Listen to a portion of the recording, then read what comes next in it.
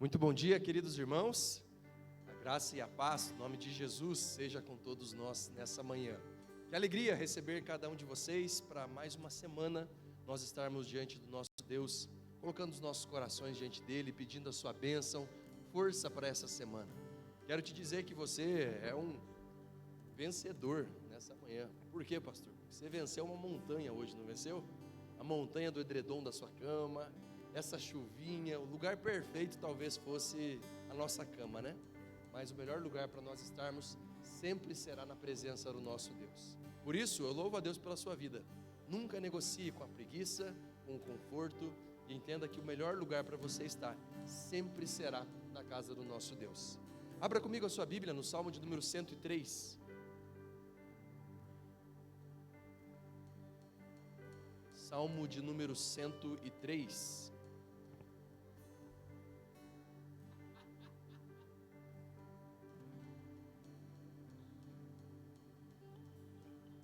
Salmo de número 103, a palavra de Deus diz assim: bendiga minha alma ao Senhor e tudo o que há em mim, bendiga o seu santo nome.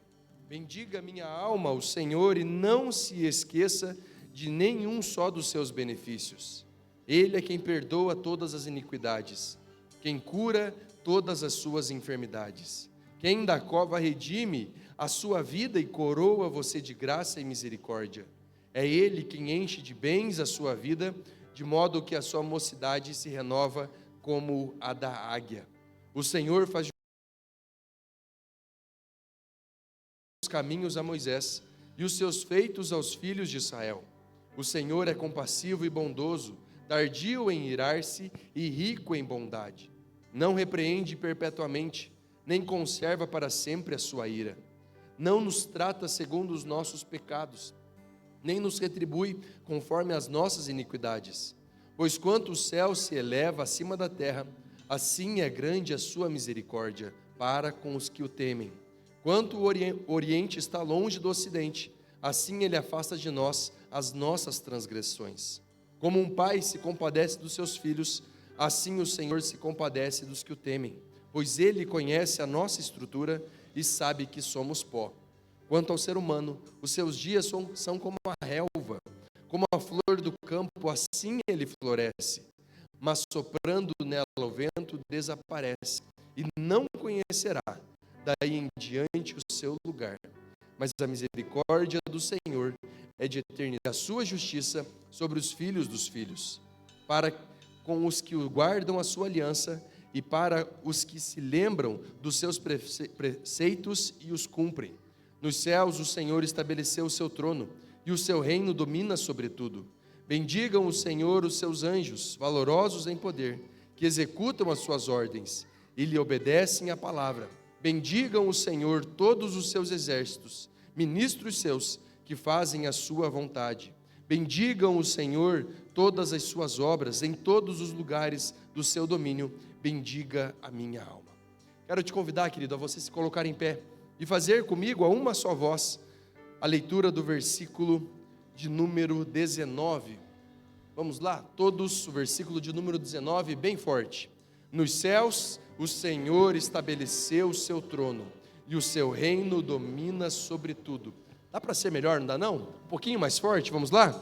Nos céus o Senhor estabeleceu o seu trono, e o seu reino domina sobre tudo. Queridos irmãos, eu não sei como está o seu coração nessa manhã.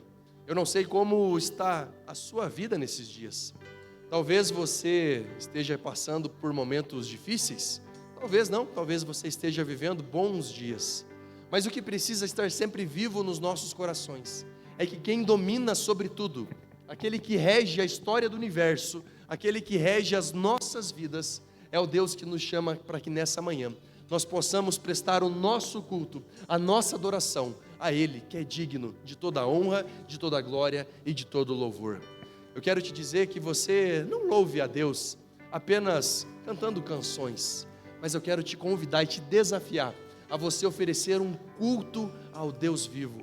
Se coloque diante dEle, não apenas cante, mas louve, ore a Deus, não apenas ouvindo uma oração, mas elevando o seu espírito, elevando você mesmo ao próprio Deus, entendendo que Ele está aqui, E o nosso Deus ouve a nossa oração e Ele nos convoca a cultuar-lhe nesse tempo.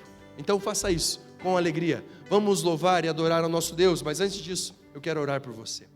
Santo e maravilhoso Deus, eu te agradeço, Pai, por essa manhã. Muito obrigado, Senhor, porque o Senhor é aquele que nos sustenta. É aquele que não deixa que nós negociemos, ó Pai, com a preguiça, com o conforto das nossas casas, com o cansaço, com a expectativa da semana cheia que se inicia, mas o Senhor é aquele que nos chama todo dia a te adorar. Por isso, Senhor, eu peço que nessa manhã o Senhor receba o nosso culto, a nossa adoração, mesmo sendo feita por homens e mulheres pecadores, miseráveis. Nós clamamos, Deus, pelo Teu Espírito Santo, no nome de Jesus, para que o Senhor nessa manhã se manifeste entre nós e que nós possamos ouvir a Tua voz, no nome de Jesus, amém. Com alegria, queridos, vamos louvar e adorar o nosso Deus.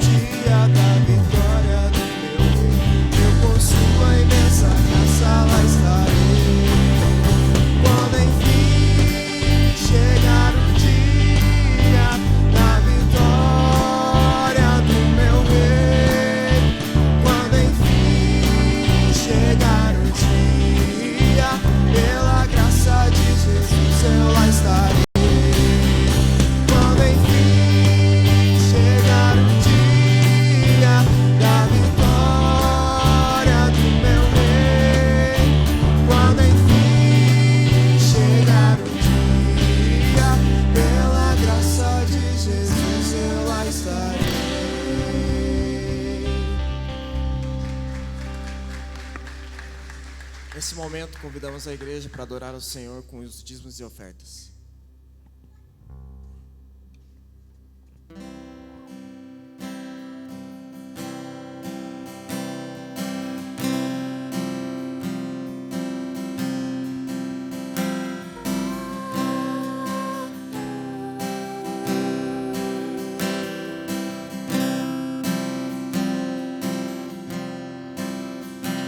Bendiga minha alma, Senhor, e tudo que há em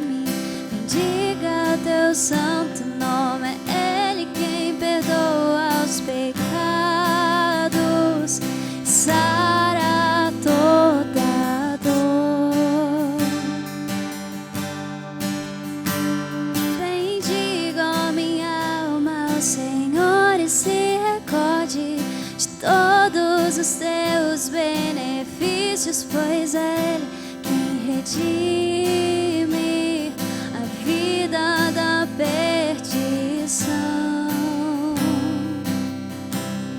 E é Ele quem enche a minha boca de adoração, renova as minhas forças quando fraco sou, faz notórios seus caminhos desde a criação, e os que o temem manifestam seu eterno amor. Aleluia, louva minha alma ao Senhor.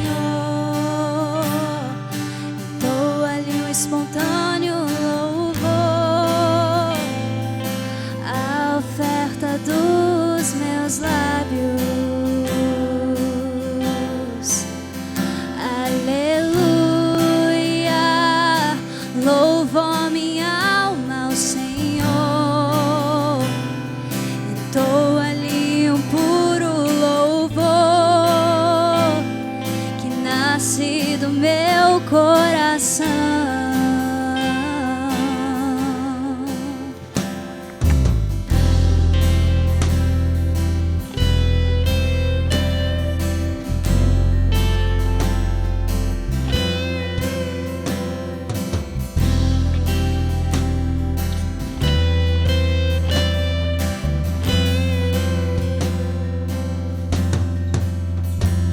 Bendiga minha alma ao Senhor e se recorde de todos os seus benefícios, pois é Ele quem redime a vida da perdição. Bendiga minha alma, bendiga minha alma ao Senhor e se recorde de todos os seus benefícios, pois é Ele quem redime a vida da perdição. E é Ele quem enche a minha boca de adoração, renova as minhas forças quando fraco sou, faz notórios seus caminhos desde a criação, e os que o temem manifestam seu eterno amor. Aleluia, louva minha alma ao Senhor. Entoa-lhe um espontâneo louvor, a oferta dos meus lábios. Aleluia, louva minha alma ao Senhor. Entoa-lhe um puro louvor que nasce do meu coração. Aleluia, aleluia, louva minha alma ao Senhor. Entoa-lhe um espontâneo louvor, a oferta dos meus lábios. Aleluia, louva minha alma ao Senhor. Entoa-lhe um puro louvor que nasce do meu coração. Bendiga a minha alma e se recorde de todos os teus benefícios. E nós sabemos que antes da fundação do mundo, Ele nos elegeu para que hoje nós pudéssemos estar aqui para o louvor da sua glória, nós o adorarmos com todo o nosso ser. E essa adoração é muito mais do que essa canção, irmãos. É muito mais do que esse momento de louvor. Essa adoração é uma resposta de gratidão a tudo que Ele é, tudo que Ele fez por nós, por mim, por você. Ele nos retirou do lamaçal do pecado. Ele nos deu uma nova vida, Ele redime a nossa vida, Ele nos transforma, Ele nos dá uma nova chance de nós sermos como Cristo Jesus. Ele entregou o seu próprio Filho para que hoje nós pudéssemos o adorar por quem Ele é, para que nós pudéssemos ter livre acesso a Ele. É Ele que enche a nossa boca de adoração, porque isso veio dEle, não é de nós, não é mérito nosso. Mas em gratidão, igreja, eu te convido a você cantar essa canção de aleluia.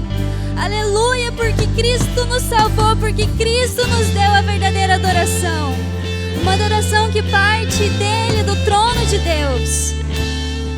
Senhor, nós te exaltamos, Pai. Comece a declarar palavras de exaltação a Ele. Senhor, Tu és santo, Senhor, Tu és justo, Senhor, Tu és bom. Senhor, Tu tens a cura que nós precisamos.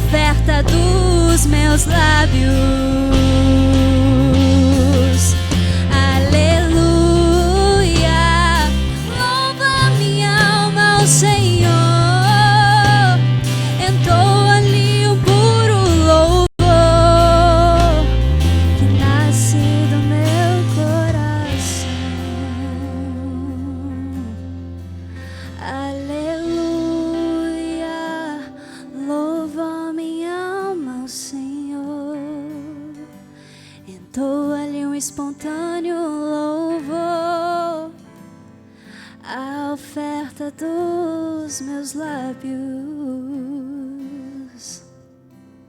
Aleluia, louva minha alma ao Senhor. Entoa-lhe um puro louvor que nasce do meu coração. Te agradecemos, Pai, por todo o dinheiro que entrou, Senhor Jesus, pela provisão em nossas vidas, Pai. Que o Senhor venha estar, Senhor Jesus, abençoando essa igreja, Pai, provendo, Pai, que essa igreja venha crescer mais e mais, Pai. Que o Senhor venha estar abrindo a porta, Pai, para aquele que está precisando, Pai, de trabalho. Que o Senhor venha estar, Senhor Jesus, mantendo nossas vidas, Pai. Te agradecemos por tudo. Amém.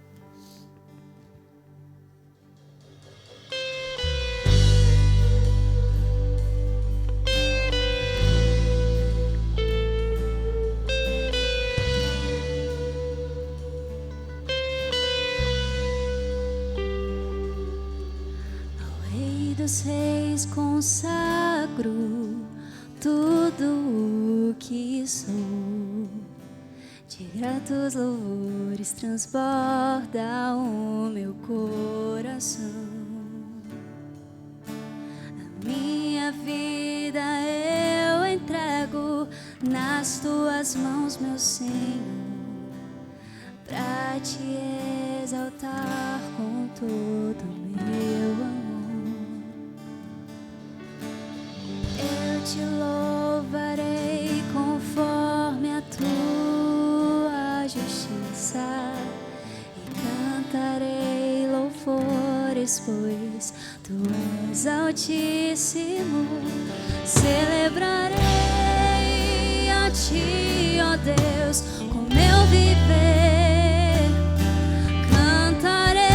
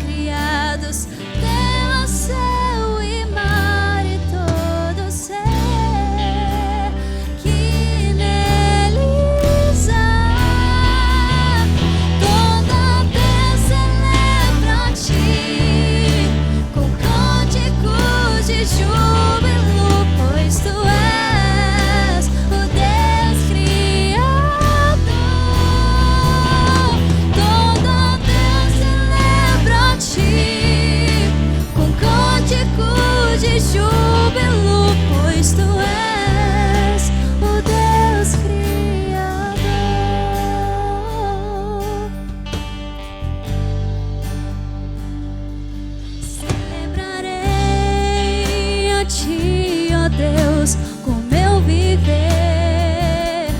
Cantarei, contarei as suas obras,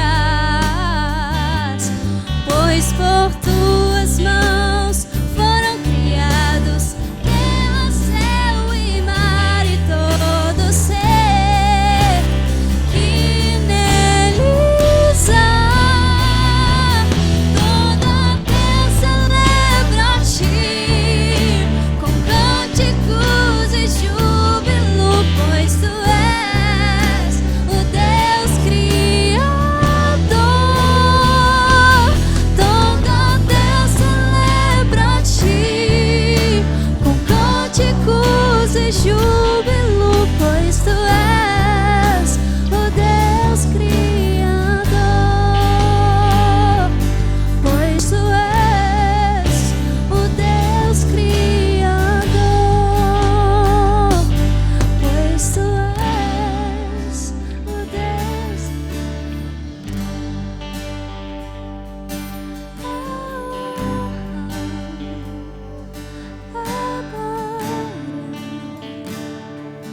A força e o poder ao Rei Jesus e o louvor ao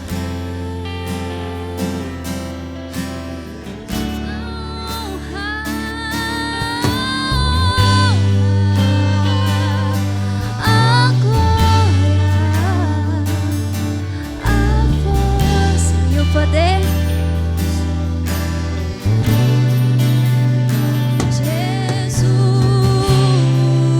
Jesus e o louvor ao Rei, a honra,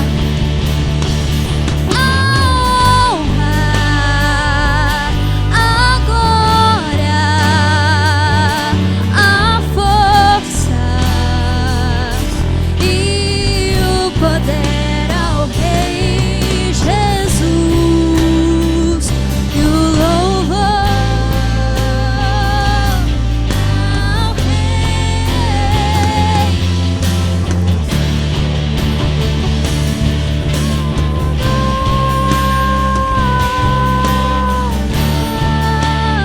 A Ele a glória, a Ele a glória, pra sempre. Amém. A ti toda honra e toda glória. A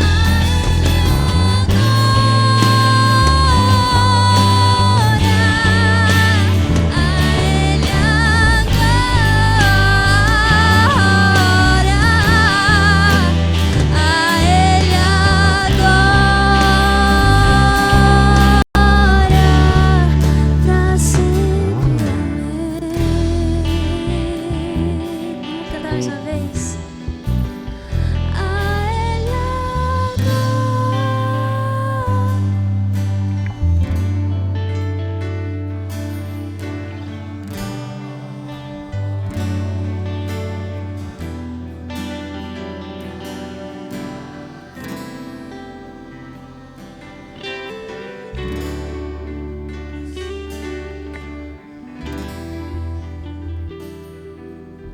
Santo Deus, essa é a nossa oração. Que chegue o dia, que chegue logo, Senhor. Que nós passaremos por toda a eternidade cantando que somente a Ti é toda a glória. Que a nossa vida, o nosso ser, tudo que temos, tudo que somos, seja para a Tua glória, em nome de Jesus. Amém. Você pode se sentar, querido irmão?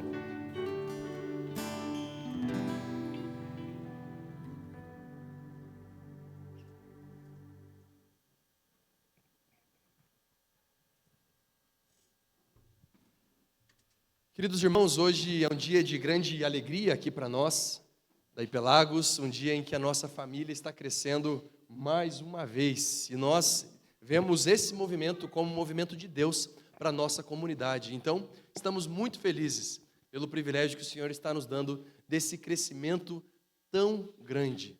Para que os irmãos saibam, nós começamos esse projeto no dia 9 de fevereiro desse ano, com 35 irmãos que foram enviados da primeira igreja de Ponta Grossa, e hoje nós já estamos chegando praticamente a 160 irmãos, e nós louvamos a Deus porque isso é resposta de oração.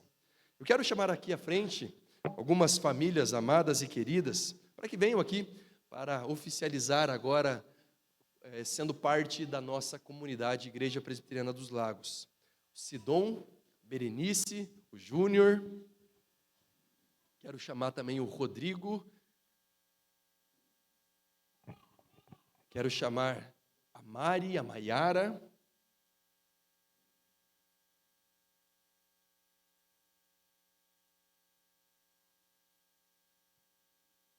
podem subir aqui, queridos, podem subir.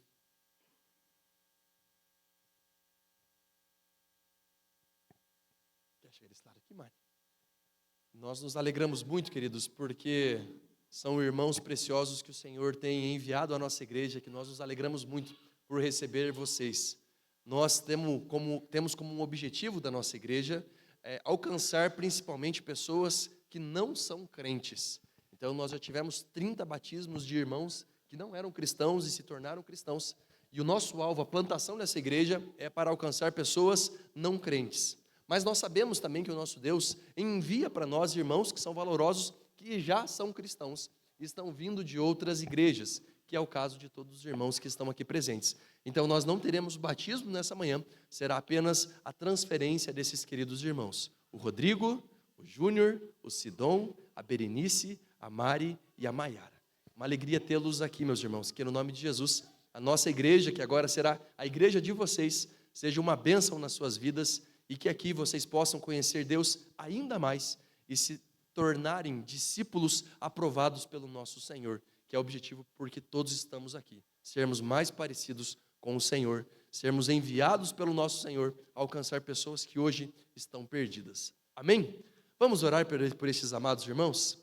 Santo e maravilhoso Deus, eu te agradeço, Senhor, pelo privilégio que o Senhor nos dá de nessa manhã celebrarmos o crescimento do teu povo.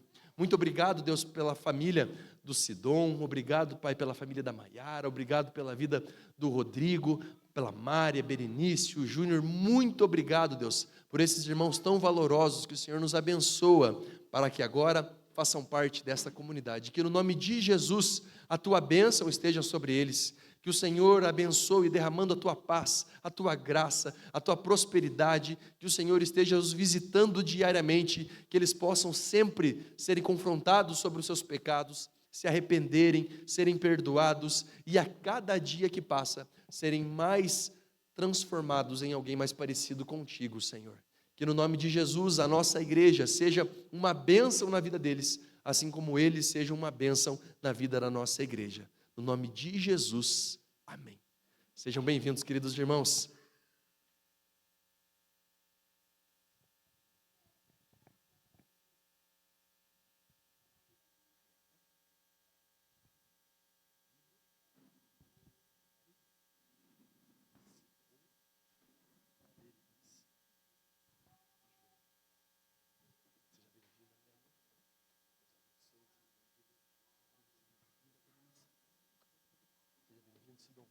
Seja bem-vindo, Júnior.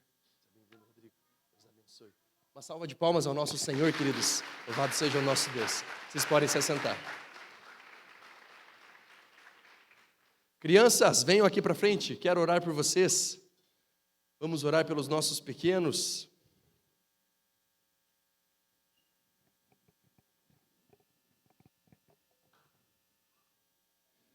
Santo Deus, eu te agradeço, Pai, pela vida de cada um destes pequenos. Obrigado, Pai, pelo teu povo aqui reunido, aqueles que já fazem parte da sua aliança, já são seu povo, Pai, desde pequenininhos. Que no nome de Jesus a tua bênção, o teu favor, a tua graça esteja sobre cada um deles. Que desde já eles te conheçam verdadeiramente, se arrependam dos seus maus caminhos e que a nossa igreja possa ser uma bênção na vida deles. No nome de Jesus. Amém. Crianças, podem seguir a tia Cecília. Deus abençoe muito vocês.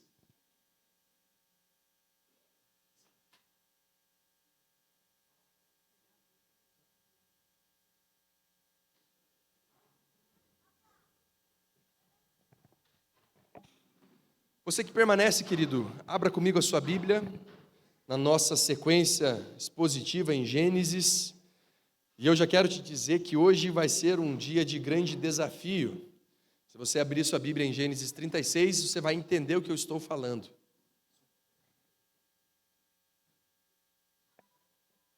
Gênesis 36. Essa semana, durante a minha preparação para essa mensagem, é aquele momento que você ora assim e fala assim: Senhor Deus, o que o Senhor quer falar? Gênesis 36 é mais uma genealogia, um daqueles textos que a gente lê e fica se perguntando o que nós podemos extrair daqui. Eu vou fazer a leitura desse texto sem mais delongas, mas eu quero que você leia esse texto. Normalmente nós pulamos por eles, nós chegamos neles, passamos por outro capítulo, mas em cada porção das Escrituras nós encontramos preciosas joias que fazem parte da nossa vida e que o nosso Deus deseja tratar aos nossos corações, mesmo que de uma maneira indireta, mesmo que de uma maneira simples, mas nós não podemos desprezar qualquer trecho das Escrituras. Então, vamos lá, Gênesis 36. A palavra de Deus diz assim: são estes os descendentes de Esaú, que é Edom. Esaú tomou por mulheres dentre as filhas de Canaã, Ada, filha de Elon, o Eteu, Olibama, filha de Aná, filho de Zibeão, Eveu, e Basemate, filha de Ismael, irmã de Nabaiote. De Ada teve Esaú um filho chamado Elifaz, e de Basemate lhe nasceu Reuel. A Olibama nasceu Jeús, Jalão e Corá. Estes são os filhos de Esaú, que lhe nasceram na terra de Canaã. Esaú tomou as suas mulheres, os seus filhos, as suas filhas, todas as pessoas de sua casa, o seu rebanho, todo o seu gado, todos os bens, tudo o que havia adquirido na terra de Canaã, e os levou para outra terra, longe de seu irmão Jacó, porque os bens deles eram muitos para habitarem juntos, e a terra de suas peregrinações não os podia sustentar por causa do seu gado. Então, Esaú, que é Edom, habitou no monte Seir. Esta é a descendência de Esaú, pai dos edomitas, no monte Seir. São estes os nomes dos filhos de Esaú: Elifaz, filho de Ada, mulher de Esaú; Reuel, filho de Basemate, mulher de Esaú. Os filhos de Elifaz foram Temã, Omar, Zefô, Gaetã e Kenaz. Timna era concubina de Elifaz, filho de Esaú. Ela deu à luz a Malaque. Estes são os filhos de Ada, mulher de Esaú. E os filhos de Reuel são estes: Naate, Zerá, Samá e Mizá. Estes foram os filhos de Basemate, mulher de Esaú. E são estes os filhos de Olibama, filha de Aná, filho de Zibeão, mulher de Esaú, e lhe deu a Esaú Jeús, Jalão e Corá. São estes os chefes dos filhos de Esaú: os filhos de Elifaz, o primogênito de Esaú, os chefes Temã, Omar, Zefô, Kenaz, Corá, Gaetã, Amaleque. Estes são os chefes que nasceram a Elifaz na terra de Edom, são os filhos de Ada. São estes os filhos de Reuel, filho de Esaú, os chefes Naate, Zerá, Samá e Mizá. Estes são os chefes que nasceram a Reuel na terra de Edom, são os filhos de Basemate, mulher de Esaú. São estes os filhos de Olibama, mulher de Esaú, os chefes Jeús, Jalão e Corá. Estes são os chefes que descendem de Olibama, filha de Aná e mulher de Esaú.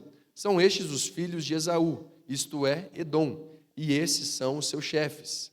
São estes os filhos de Seir, o Oreu, moradores da terra: Lotã, Sobal, Zibeão e Aná, Dizon, Ezer e Dizã. Estes são os chefes dos Oreus, filhos de Seir, na terra de Edom. Os filhos de Lotã são Ori e Omã. A irmã de Lotã é Timna. São estes os filhos de Sobal: Alvã, Manate, Ebal, Sefô e Onã. São estes os filhos de Zibeão: Aiá e Aná. Este é o Aná que achou as fontes termais no deserto, quando apacentava os jumentos de Zibeão, seu pai. São estes os filhos de Aná: Dizon e Olibama, a filha de Aná. Estes são os filhos de Dizon: Endã, Esbã, Itirã e Querã. São estes os filhos de Ezer, Bilã, Zaavã e Acã. São estes os filhos de Dizã, Uz e Arã. São estes os chefes dos Oreus, Lotã, Sobal, Zibeão, Aná. Dizon, Ezer e Dizã. Estes são os chefes dos Oreus, na terra de Seir. São estes os 6 que reinaram na terra de Edom, antes que houvesse rei sobre os filhos de Israel. Em Edom reinou Belá, filho de Beor, e o nome da cidade era Dinabá. Belá morreu, e em seu lugar reinou Jobabe, filho de Zerá. De Bosra morreu Jobabe, e em seu lugar reinou Uzão, da terra dos Temanitas. Morreu Uzão, e em seu lugar reinou Hadade, filho de Bedade, o que derrotou Midian no campo de Moabe. O nome de sua cidade era Avite. Morreu Hadade, e em seu lugar reinou Samlá. E de Masreca morreu Samlá, e em seu lugar reinou Saul, de Reobote, junto a Eufrates. Morreu Saul, e em seu lugar reinou Baal-Anã, filho de Aquibor. Morreu Baal-Anã, filho de Aquibor, e em seu lugar reinou Hadar. O nome de sua cidade era Paú, e o nome de sua mulher era Metabel, filha de Metrade, filha de Mesaabe. São estes os nomes dos chefes de Esaú, segundo as suas famílias, os seus lugares e os seus nomes. Os chefes Timna, Alva e Jatete, Olibama, Elá, Pinom, Kenaz, Temã, Mibzar, Magdiel e Irã. Estes são os chefes de Edom, segundo as suas habitações na terra que possuíam. Este é Esaú, pai dos Edomitas. Vamos orar. Santo Deus, que no nome de Jesus o Senhor tenha misericórdia de nós e que nesse tempo nós possamos ouvir a Tua voz. Nos dá o entendimento sobre a Tua palavra e que seja o Teu Espírito iluminando o nosso ser. No nome de Jesus. Amém. Esse é aquele momento que a gente ora, irmãos, e a gente se pergunta, misericórdia, Deus, por que isso é um grande trava-língua? Você viu quanto nome tem aí? E quanto nome distinto, nome diferente? Então, se você está pensando em dar um nome para o seu filho, está aqui uma linhagem exaustiva para você escolher esse nome. Segunda coisa que a gente pode observar aqui, e aqui eu já quero confessar a vocês, é que lendo esse texto, nós não encontramos sequência em qualquer um desses nomes na história bíblica. Por isso, então, se você for pegando esses nomes e tentar procurá-los, o correspondente bíblico na história do povo de Deus, você não vai encontrar. Esses nomes, eles se resumem à linhagem de Edom, aquele que é Esaú. Por isso, então, irmãos, por mais difícil que possa ser falar todos esses nomes, por mais difícil que possa ser encontrar em pesquisas históricas os correspondentes dessa linhagem, o grande desafio é expor esse texto. Quando eu tenho essa dificuldade, você deve imaginar o que eu faço. Eu oro, mas em segundo lugar, eu entro no YouTube e eu escrevo Augustus Nicodemos, Gênesis 36, Hernandes Dias Lopes, Gênesis 36, entre outros pregadores que eu gosto de ouvir. E adivinha o que aconteceu? Encontrei apenas um sermão do Augustus Nicodemos. E na introdução do sermão dele, ele diz assim, irmãos, se nós pudéssemos pular esse texto na Bíblia, nós pularíamos. Mas como nós estamos fazendo, então nós teremos que passar pelo capítulo 36. Olha o meu ânimo que eu ouvi quando eu vi o Nicodemos falando isso. O meu sentimento é esse mesmo, é um sentimento de desafio, de tentar entender o que Deus está falando para o seu povo. O que nós precisamos entender em primeiro lugar, queridos? A história que precede esse momento. Vamos voltar lá em Gênesis capítulo 3, quando nós temos ali a queda da humanidade, Adão e Eva sendo expulsos da presença de Deus. A partir dali, na descendência deles, através de Caim, nós temos a descendência dos filhos dos homens, através de Sete, a descendência dos filhos de Deus. Essa narrativa, os filhos de Deus e os filhos dos homens, percorrem toda a Escritura, e elas não param em momento algum. Então nós vemos que o livro de Gênesis ele pode ser dividido em 3 partes, do capítulo 1 ao capítulo 11, em que a primeira parte da humanidade nos é exposta. E ali é apresentado, então, como se deu, em primeiro lugar, a separação da linhagem dos filhos dos homens com a linhagem dos filhos de Deus. Do capítulo 12 até o capítulo de número 36, o qual nós estamos expondo nessa manhã, se propõe a nos apresentar como agora essa linhagem, ela se apresenta a nós através de uma família. Que família é essa? Abraão. Mas que dentro dessa família, nós vemos que da descendência de Abraão temos Isaque, e esse é aquele que é pai de Jacó e Esaú. E vemos que essa mesma linhagem agora começa a ser exposta para nós de duas maneiras. Os filhos da promessa, que são os descendentes de Jacó, que teve o seu nome transformado para Israel, e os descendentes de Esaú, que são os edomitas. Perceba que o termo Edom significa vermelho. Isso porque, quando Esaú nasceu no ventre da sua mãe, no parto, foi visto que ele era ruivo. Primeira coisa, então, vermelho, Edom significa vermelho, ele era ruivo. Segundo lugar, ele trocou a sua primogenitura por um cozido, que era vermelho também. Então, a referência a Edom é por conta do termo vermelho. Então, nós temos essas duas linhagens. Agora, a linhagem dos edomitas, que são os filhos de Esaú, e a linhagem do povo de Israel, que é a linhagem de Jacó. A linhagem onde a semente da onde viria o Messias seguiria. Então, o que nós precisamos entender? Que essa família, ela começou a ter grandes disputas, grandes conflitos. Isso porque Jacó roubou a primogenitura do seu irmão. Na verdade, ele a vendeu, por aquele prato cozido.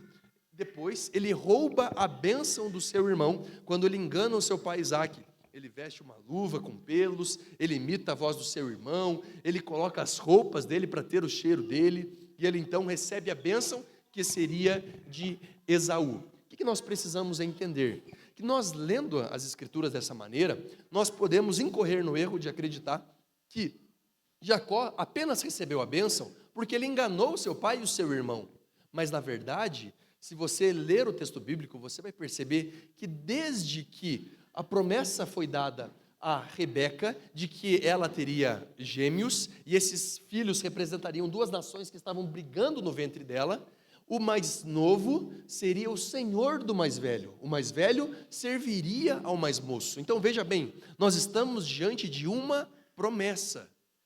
Os meios pelos quais as promessas aconteceram, e elas aconteceram de fato, podem ser meio dúbios ao nosso coração, meio duvidosos. A gente pode pensar que Esaú perdeu a sua bênção por uma negligência dele, e que Jacó a recebeu por uma perspicácia dele, uma ousadia dele. Mas nós precisamos entender, e aqui é a primeira lição do texto, nós vivemos sendo regidos pela mão de Deus, a soberana mão de Deus. Dentro da soberana mão de Deus, existe a nossa livre agência. A maneira como nós vivemos, isso diz respeito a nós, mas os eternos desígnios de Deus, eles se cumprirão na sua vida, quer você queira, quer você não queira. Os seus caminhos vão sempre te levar para que a vontade de Deus se cumpra. Logo, qual que é o nosso objetivo como filhos de Deus? Estar no centro da vontade de Deus, porque quanto mais distantes nós estamos da vontade, cicatrizes nós carregaremos, maiores serão os nossos sofrimentos, e quanto mais próximos da vontade de Deus nós estamos, mais poupados disso nós seremos, e mais sensíveis ao agir de Deus nós estaremos. Então veja bem, eu estou falando de um homem que passou 20 anos fugindo do seu irmão com medo de morrer, mas que, por conta de uma direção de Deus para voltar para Canaã, então ele se reconcilia com o seu irmão. Veja bem, ele passou 20 anos sozinho, numa cidade chamada Padã Arã, sendo subjugado pelo seu sogro Labão, quando o propósito de Deus não era esse para a sua vida. As escolhas dele o levaram para longe do Senhor, mas Deus, pela sua graça, o trouxe de volta. Nós vimos nos capítulos anteriores que então Jacó regressa a Canaã, região essa aonde o seu pai Isaque estava e antes dele ainda Abraão estava. Ele chega em Canaã, numa jornada de 800 quilômetros de Padã Arã, ele chega, se reconcilia com o seu irmão. No capítulo 35, nós vimos que um grande desastre acontece. Quais são estes? nós temos a morte de Isaac, que já estava extremamente velho. Aqui um parênteses, irmãos dos céus, vocês se lembram quando Isaac foi enganado pelo seu filho Jacó? Ele já não enxergava mais, já não ouvia direito. Eu pensava, meu Deus, com perdão da expressão, Isaac está só o pó da rabiola, não é?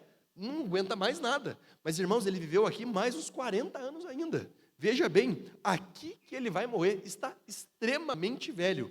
Então, os irmãos, eles sepultam o seu pai. Até aqui, tudo bem, era esperado que Isaac morresse. O grande ponto era que, logo na sequência, nós vemos que os descendentes de Jacó, Rúben em específico, ele adultera o seu próprio pai, quando ele se relaciona com Bila, uma das concubinas dele. O desastre dentro da casa, da família, do povo de Deus. O que isso mostra para nós? Que a esperança nunca esteve em Jacó. A esperança nunca esteve na descendência de Jacó. A nossa esperança nunca esteve em qualquer um homem, senão no próprio Cristo. No caso, em Deus.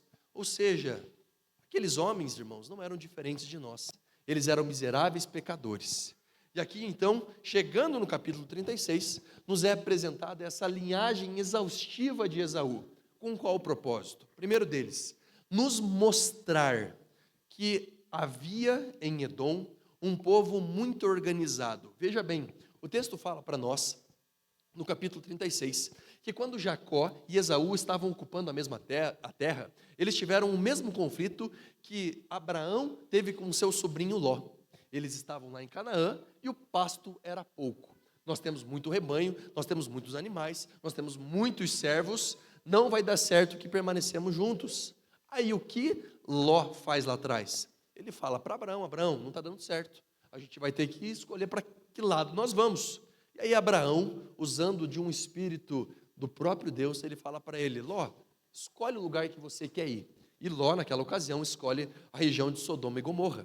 Aqui nós estamos tendo o paralelo da mesma história, mas que agora não tem essa conversa, mas apenas uma decisão unilateral de Esaú, dizendo, eu vou para aquela região, uma região que tinha mais pasto, uma região mais próspera, uma região que aos olhos humanos faria todo sentido. Seria o caso de, por exemplo, você estando morando num lugar, ver uma casa melhor e pensando, opa, eu acho que se eu me mudar para lá, eu serei mais feliz, eu terei uma estrutura melhor.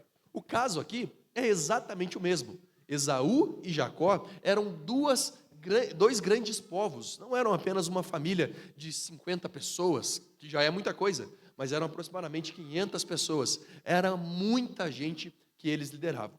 Então, Esaú, ele sai de lá e vai para o Monte Seir.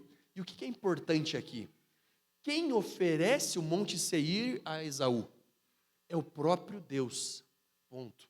Aqui nós somos chamados a atenção no texto. Uma das únicas coisas. Por quê? Esaú, ele fazia parte da linhagem do povo de Deus? Não.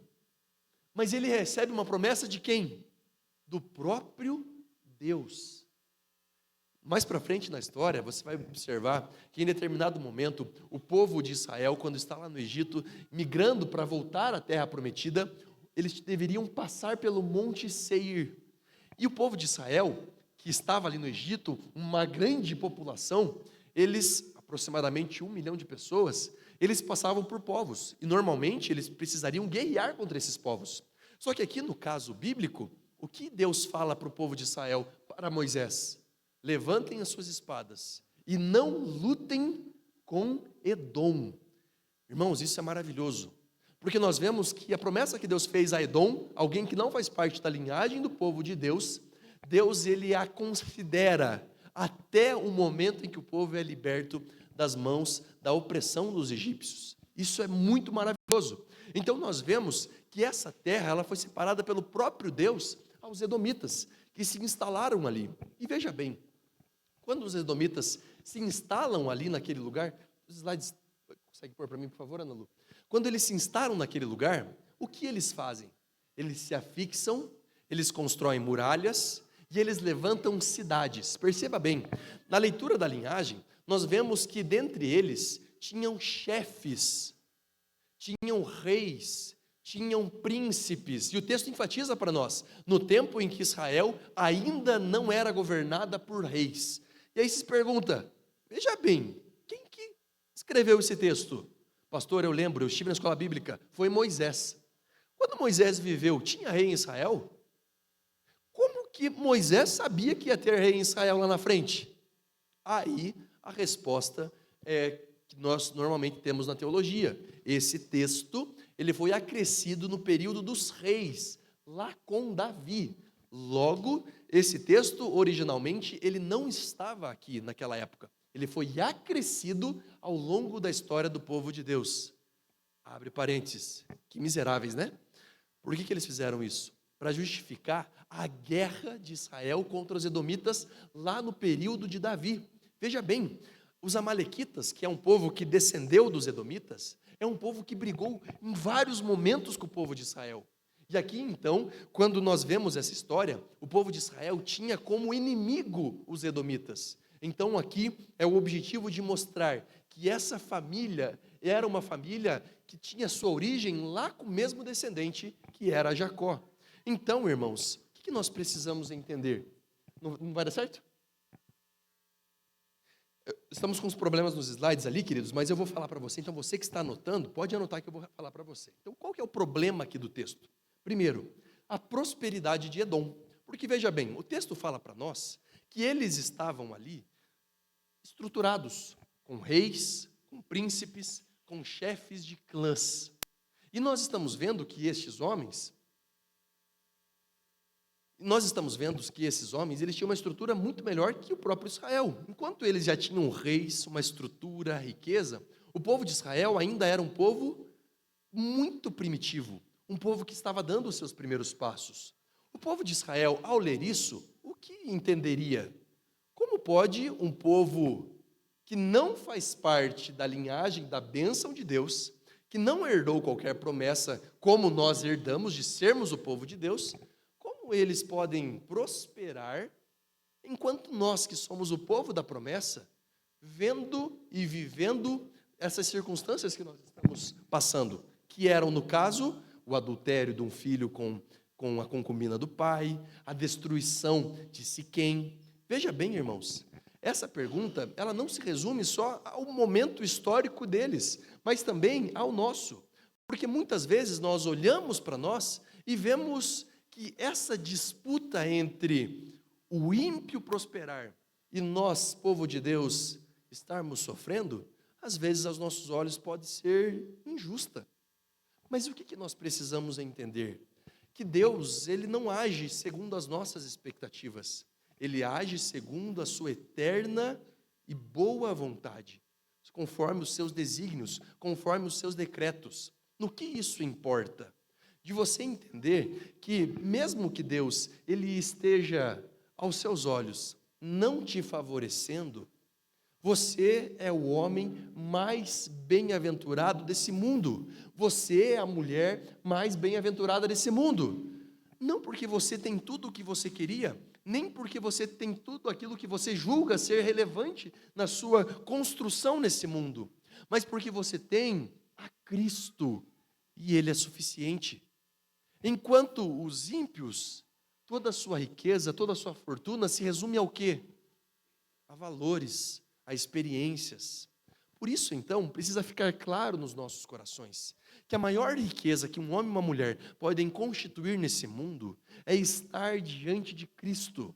E é isso que Deus está mostrando para aquele povo, mostrando, vocês ainda não têm reis, vocês ainda são um povo primitivo, vocês ainda não têm toda a estrutura que a genealogia de Esaú teve, mas vocês têm a mim. Eu sou o seu Deus. Irmãos, essa é a maior bem-aventurança, esse é o maior presente, esse é o maior tesouro que nós podemos ter. Mas o que normalmente acontece? Nós olhamos para a muralha de Edom, nós olhamos para os palácios deles, nós olhamos pelo poder, pela inteligência, por aquilo que eles conquistam, a fama deles, e nós dizemos, esses sim, estão sendo felizes. E nós julgamos que o fato de termos recebido a Cristo é talvez muito pouco. Por que isso acontece, irmãos? Por conta do nosso pecado, que diariamente mostra para nós que as coisas de Deus, elas não são tão boas quanto as coisas do mundo, que as coisas que Deus nos oferece não são tão boas quanto as coisas que o mundo nos oferece. Uma festa é muito melhor do que acordar cedo num dia chuvoso, com o edredom quentinho, para vir para a igreja. Certa vez, eu discipulando um pessoal, jovens lá em São Paulo, uma irmã chegou para mim, ela não conhecia Jesus, e ela estava dando os seus primeiros passos, e ela chegou para mim assim, e disse: pastor, eu estou tão feliz. Eu falei: por quê, minha irmã? Não, porque o meu filho vai ser batizado próxima semana, e eu estou muito feliz por isso. Eu falei: que bênção, de fato é um grande privilégio. Mas pastor, eu estou mais feliz, sabe com o quê? Porque ele conheceu Jesus com 20 anos. Então ele pôde aproveitar a vida, e agora com 20 anos que ele vai conhecer a Jesus. Você percebe? Essa história me lembra a minha história de quando eu era criança. Eu fui criado num bairro chamado Palmeirinha, aqui na cidade de Ponta Grossa, e eu lembro que meu pai é aquele pedreiro incansável, sabe? Desde que eu nasci, a minha casa está em obras, a casa dos meus pais. Ele termina uma coisa, ele puxa a outra. Chegou um tempo que não tinha mais terreno para ele construir nada. Adivinha o que ele começou a fazer? Quebrar as coisas dentro de casa. Então, uma coisa que sempre tinha na minha casa era aquelas caixas de areia, sabe? A todo instante, eu lembro, sempre. Ficava para a rua, e a minha alegria era acordar cedo, eu me levantava e eu ia para aquela caixa de areia, eu passava a manhã inteira ali, fazendo castelinho, fazia as minhas histórias, colocava os meus hominhos ali, os meus exércitos, e eu adorava isso. Chegou um tempo que eu comecei a brincar de explorar aquela caixa de areia. Sabe por quê? Porque eu comecei a cavocar, e eu comecei a descobrir que tinha algumas pedras preciosas naquele lugar. Eu cavocava, saíam uns negócios assim, duros assim, e que quando eu quebrava, era amarelo no meio. Eu comecei a chamar aquilo de ouro, era o meu tesouro. E eu comecei a guardar, fazer um monte, que era o lugar do meu tesouro. Até um dia que meu pai chegou e falou assim: filho, isso é cocô de cachorro. E era. E eu tinha guardado todos eles. E ninguém podia mexer no meu tesouro. Eu tinha 5 anos, tá, irmãos? Mas você percebe que muitas vezes a gente olha para o nosso tesouro e julga ser coisas assim, horríveis, nojentas. Coisas que a gente olha e fala assim: nossa, nisso aqui eu tenho prazer, eu quero guardar isso com toda a minha força. E a gente coloca as coisas de Deus de lado. A gente prioriza os nossos tesouros aqui na terra, que a ferrugem e a traça podem consumir, e esquecemos a riqueza de poder ter o próprio Deus habitando em cada um de nós. Nos esquecemos de que temos o poder de olhar para os céus e dizer: louvado seja o Senhor, a Deus, porque o Senhor, mesmo eu sendo um miserável, alguém egocêntrico, alguém que andava pelo seu próprio caminho, o Senhor não desistiu de mim, a tua promessa me alcançou, o Senhor mudou a minha vida. Irmãos, a família, a linhagem de Esaú, mostra para nós como uma família que diariamente escolhia estar longe de Deus. Começando por Esaú, que se casou com as cananeias. Lembrem-se, Abraão foi muito certo em dizer para Isaac: não vai se casar com alguém que não seja do nosso povo. Vemos que Jacó, instruído pela sua mãe, faz a mesma escolha, vai até Labão, se casa ali com as filhas dele, e assim ele o faz. Mas nós vemos que Esaú não toma essa decisão. O que isso mostra para nós? Que mesmo Esaú prosperando materialmente, a sua família, a sua linhagem estava distante do Senhor.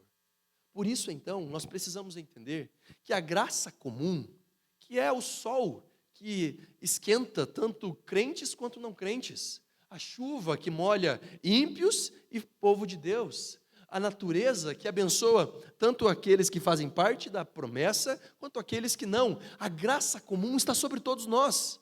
Qualquer pessoa pode olhar para os céus, ver as nuvens, pode ver a criação, pode ser inteligente, pode adquirir riquezas, mas isso não diz nada, porque a graça comum, ela alcança toda a humanidade.